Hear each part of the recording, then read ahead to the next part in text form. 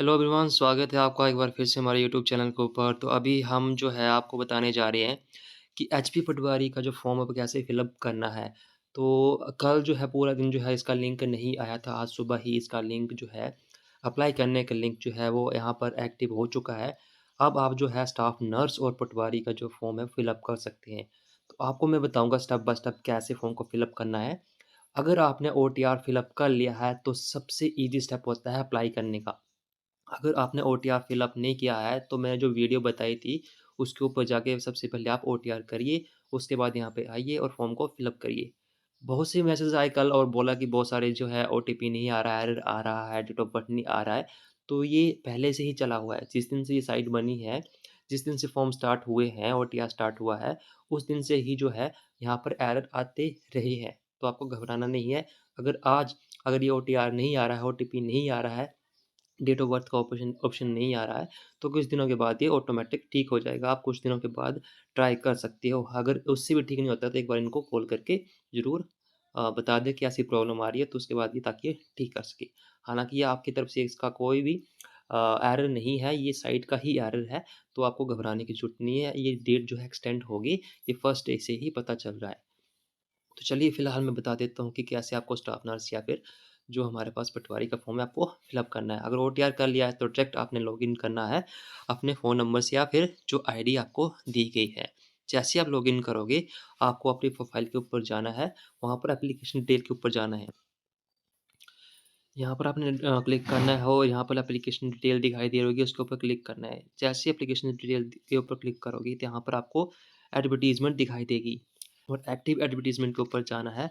तो यहाँ पर जितने भी पोस्ट है अप्लाई करने के लिए आपको शो हो रहे होंगे। कल जो है ये ऑप्शन जो है फ़ोन नंबर पटवारी का और जो असिस्टेंट स्टाफ नर्स का था वो नहीं आ रहा था, लेकिन आज जो है वो आ चुका है। तो अगर मैं पटवारी का फॉर्म भरना है तो आपने डायरेक्ट जो है अप्लाई के ऊपर क्लिक करना है।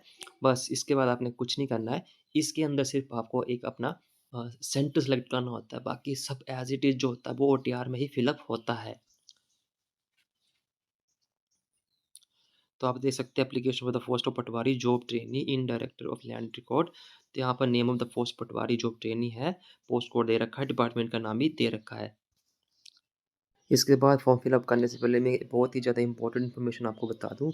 अगर कोई पटवारी की तैयारी करना चाहता है तो उसके लिए हमने कोर्स जो है वो रिलीज़ कर दिया है, और जो ये कोर्स रहेगा बिल्कुल एक फाउंडेशन रहेगी एग्ज़ाम के लिए, जिसको अगर मैथ की दिक्कत है सबसे ज़्यादा जो है वो मैथ को इम्पोर्टेंस दी गई है इस कोर्स के अंदर, उसके बाद इंग्लिश को दी गई है, उसके बाद जीके को दी गई है, क्योंकि जीके भी बहुत ज़्यादा वाइड होता है और उसको जो है वो एनालाइज़ करके पढ़ा जाएगा। सब नहीं पढ़ेंगे हम, एनालाइज़ करके पढ़ा जाएगा। सेम आपका मैथ भी एनालाइज़ करके पढ़ा जाएगा, सेम आपकी इंग्लिश भी एनालाइज़ करके पढ़ी जाएगी। हिंदी जो है वो बिल्कुल एक्यूरेट तरीके से करवाई जाएगी। तो जिसको भी एनरोल होना है तो नीचे मैसेज करके बता सकते हैं। नीचे मैंने डिस्क्रिप्शन में जो है अपना फ़ोन नंबर दे दिया है, तो वहाँ पर आप मेरे को मैसेज करके बता सकते हो, ठीक है? जिसको भी मैथ का बिल्कुल भी ज़ीरो आता है, हम मान के चलेंगे कि किसी को कुछ नहीं आता, ऐसा कोर्स तैयार किया हमने कि वो ज़ीरो से स्टार्ट कर रहा है, तो उसको ज़ीरो से हीरो बनाने की जो ज़िम्मेदारी है वो हमारी रहेगी।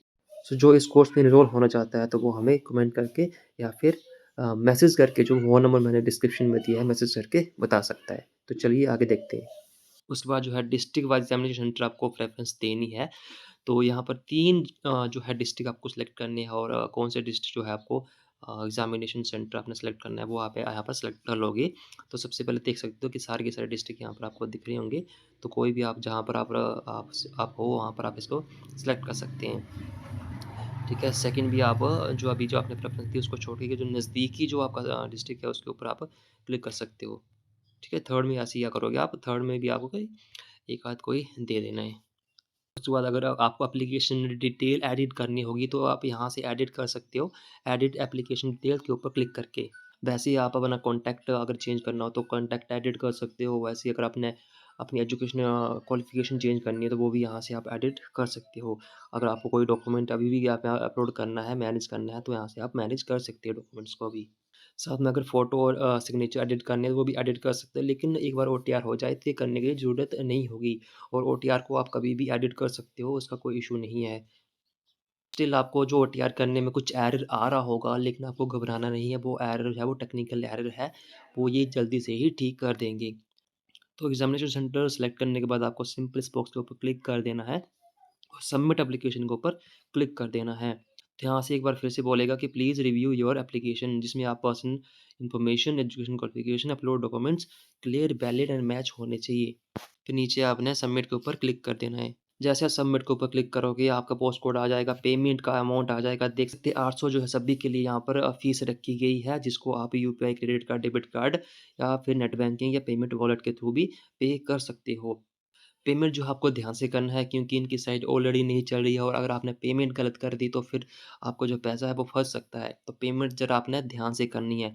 तो पे नाउ के ऊपर क्लिक कर देना है और यहाँ पर आप कोई भी एक ऑप्शन चुन सकते हो।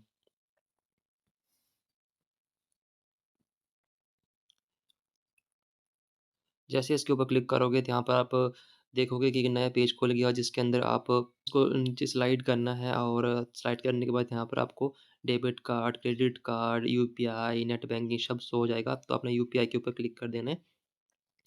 जैसे यूपीआई के ऊपर क्लिक करोगे तो यहाँ पर बहुत सारी ऑप्शन आ जाएँगी, कौन-सी एप्लीकेशन से आपको पेमेंट करनी है या फिर अदर ऐप। सबसे बेस्ट तरीका होता है कि आप जो है क्यूआर से करो, ताकि आप जो है यहाँ से ही क्यूआर स्कैन करके किसी दूसरे फ़ोन से जो पेमेंट कर सको।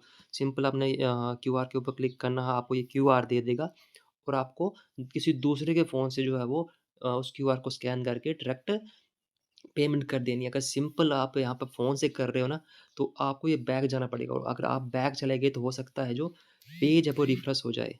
सिंपल यहाँ पर क्यूआर यूज़ करना है आपने। क्यूआर क्लिक कर देना तो ये क्यूआर आ जाएगा और इसको क्यूआर को स्कैन करना है दूसरे फ़ोन से और जैसे आप स्कैन करके पेमेंट कर दोगे तो आपका एप्लीकेशन फ़ॉर्म सबमिट हो जाएगा। बस इतना सा है आपको करना है, ठीक है? तो ठीक है, फिर आप फ़ॉर्म भर लीजिएगा। सेम प्रोसेस जो है वो स्टाफ नर्स के लिए भी ऐसी ही है और फिर भी अगर कोई दिक्कत आती है तो मैंने फ़ोन नंबर और कमेंट करके आप पूछ सकते हो। अगर वीडियो अच्छी लगी हो तो वीडियो को ज़रूर लाइक कर दें, अपने दोस्तों के साथ भी शेयर कर दें, अपने सगे-संबंधी के साथ भी शेयर कर दें जो कि फ़ॉर्म को फिल अप करने वाला है, ताकि वो कोई गलती ना करे। तो चलिए इस चैनल को ज़रूर सब्सक्राइब कर लीजिएगा और वीडियो को लाइक करके शेयर कर दीजिएगा। मिलते हैं नेक्स्ट वीडियो में, तब तक के लिए धन्यवाद।